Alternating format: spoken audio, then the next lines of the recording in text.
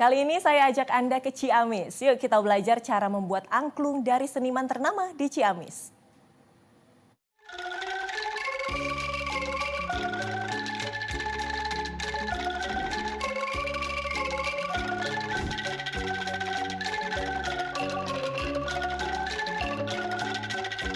Ya dari kecil, sejak usia kelas 6 SD, kebetulan di situ tetangga ada yang bikin angklung.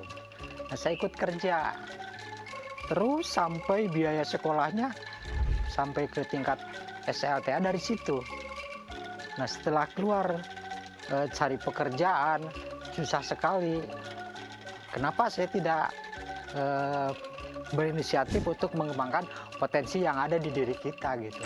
Makanya di waktu itu tahun 92 saya coba memberanikan diri untuk membuat angklung produksi sendiri.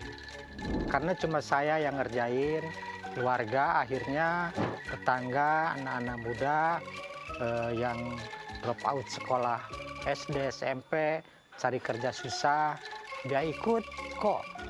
Kang Momo sampai saat ini pesanannya terus dan terus, maka banyak yang berminat.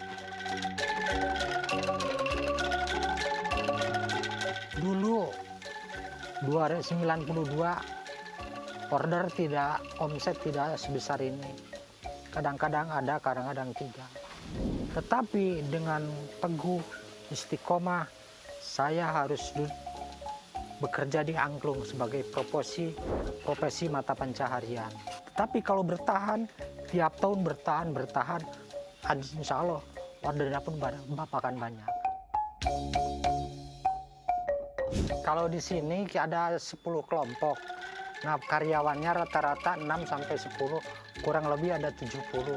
Tapi di luar desa yang bergabung ke sini kurang lebih jadi 100 orang. Waktu itu saya dapat penghargaan sebagai pelopor pemberdayaan ekonomi masyarakat sekaligus pelestari alat musik angklung. Nah, di situ saya mencoba merubah mindset tadinya sebagai produsen, akhirnya balance sebagai produsen juga sebagai seniman untuk memainkan. Mudah-mudahan bisa keliling Indonesia untuk pelestarian alat musik angklung yang sudah disahkan menjadi warisan budaya dunia.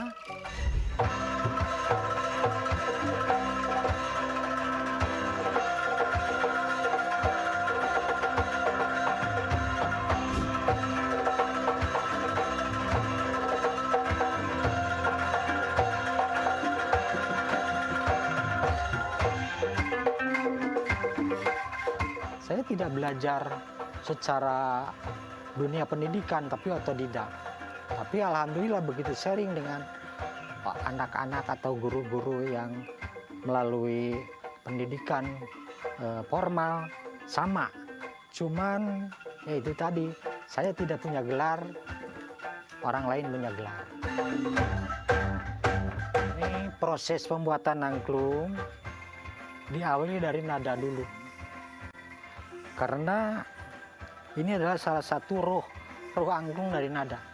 Ini ditiup, disamakan dengan nada do yang buatan pabrik kayak organ. Nah, ada kunci lagi. Kalau pingin kenceng, atasnya dipotong. Kalau pingin kendor, suaranya pinggirnya diserut. Ini kan indung, ini anak. Kalau indungnya 1 liter, berarti anaknya 1/2 liter. Isi volume udaranya. Karena setengahnya dari indung. Yang kedua ini bikin dasar. Ini namanya dasar. Ini adalah jejernya, galegernya. Nah terus dipasang, dirakit seperti ini. Setelah dipernis, kita satu persatu dicek ulang nadanya. Angklung ini sangat sensitif. Kalau kita taruh di tempat yang panas, berarti nadanya makin tinggi.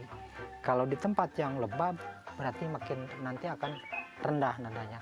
Makanya kualitas bambunya yang harus dipersiapkan yang udah matang, kedua kekeringannya di atas 10. Kalau kita menggeluti salah satu profesi, jangan setengah-setengah. Lakukanlah dengan sungguh-sungguh, dengan motivasi, dengan kerja keras.